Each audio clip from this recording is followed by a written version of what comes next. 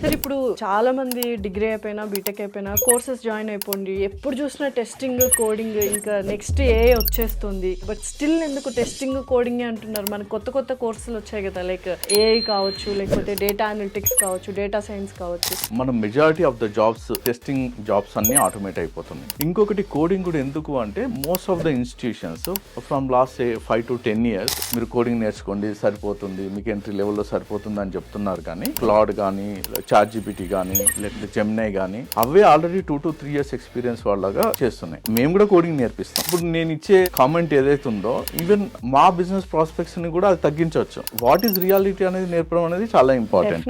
ఇప్పుడు జాబ్ లోకి ఎంటర్ అయినప్పుడు ఏమనిపించదు, బట్ ఒక 6-7 years తర్వాత పెళ్లి చేసుకొని పిల్లలుండి వాళ్ళు లే ఆఫ్ అయ్యారు అనుకోండి, లేదు జాబ్స్ తగ్గిపోయాయి అనుకోండి, ఎగ్జాక్ట్లీ. సో నేనైతే ఎప్పుడు కానీ ఎట్లా చూస్తానంటే ఒక 10 to 20 years ఎహెడ్ చూసుకొని నేనైతే సజెస్ట్ చేసేది ఏంటంటే ఏఐ నేర్చుకోండి. ఇది నేను చెప్పడం కాదు, ఎలన్ మస్క్ చెప్తున్నాడు, మార్క్ జుకర్బర్గ్ చెప్తున్నాడు, మోడీ చెప్తున్నాడు, every world leader 10 to 20 years ahead ఉన్న కోర్సెస్ నేర్చుకోవడం చాలా బెస్ట్. డెఫినెట్లీ.